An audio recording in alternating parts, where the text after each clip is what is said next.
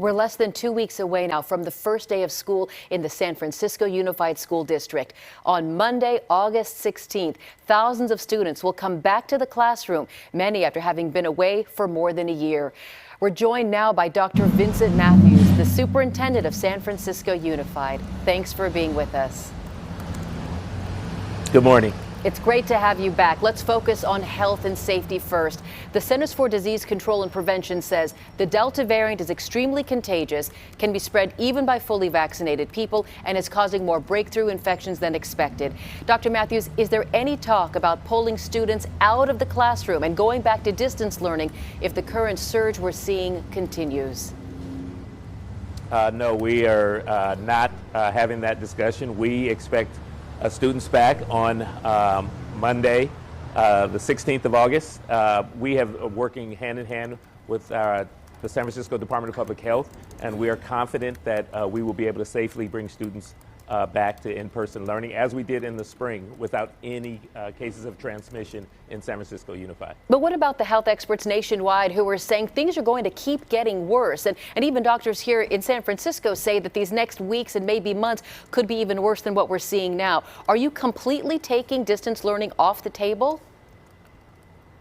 No, we know some parents, there is a concern from some parents, so we have a very small online learning program that will be available for some parents. It's very limited, but we know that we do instruction best in person, and that's what we are focusing on. We know we can do it safely, as so many districts have done around the country, and as we did last spring. We're confident that we'll be able to do it safely, and our number one priority is health and safety. So it sounds like every healthy student who wants to be in the classroom will be able to be there. Okay, once we're in the classroom, we know there are indoor mask requirements for schools. What else should students and families expect? As you just said, we absolutely will have masks. Everyone will be wearing masks. I'm outdoors now, which is why I don't, but inside and at all of our schools, we will definitely be wearing masks. As well as students come back, the first few weeks will be focused on building relationships, community building. That's how we will start the school year, because we know we're bringing back over 50,000 students, many who have been in distance learning over the last 18 months. So we're really confident that we'll be able to bring them back safe, as I just said. We're focusing on health, but also we want to build community and relationships in the first few weeks of school. And I think that building community is going to be key for so many large urban school districts such as yours. Let's talk about what's happening inside of San Francisco Unified. Look, you don't need to be reminded, but last year we saw protests by parents and teachers, a lawsuit from your own city. Where do things stand on the relationship front?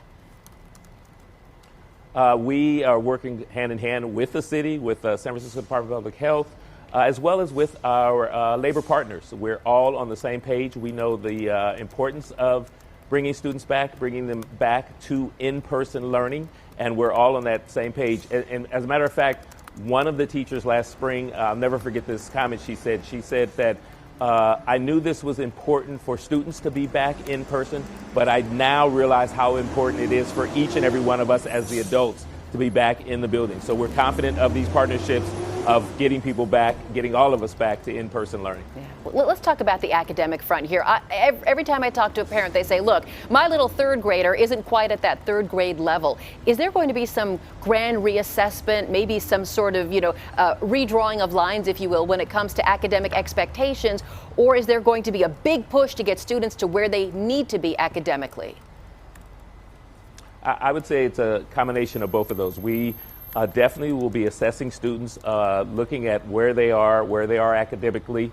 But at the same time, we know that that there has been a large amount of time where students have been in distance learning. So there absolutely will be this push to absolutely close gaps and make sure students are where they need to be. Our goal as a district is to make sure that students have the skills that they need so that they can thrive in the 21st century, and we're going to do everything we can to make that happen. What's your hope for the school year? It really is just getting students back, getting them back to in-person learning. Yeah. I'd say the other piece, though, is if you have the opportunity to get vaccinated, get vaccinated. The reason that the virus is continuing to exist and continuing to surge is because we have so many unvaccinated people. So get vaccinated. We have vaccination clinics in our district, vaccination clinics all over the city. get vaccinated so that we can get back to doing what we need to do effectively, which is making sure students have the skills to be able to thrive in the 21st century. Is there a vaccine requirement for teachers or adults in the classroom? We have, as you know, in the spring, there was a huge push from our labor partners to make the vaccines available, which is what we were able to work with the state and do.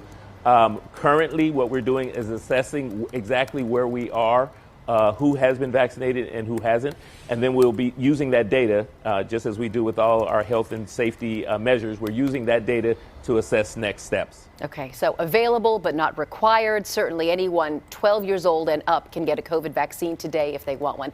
Dr. Vincent Matthews, I appreciate your joining us live on the night. I know you were thinking of making last year your last, and you've hung on with San Francisco Unified. So 100%, I wish you the very best of all school years.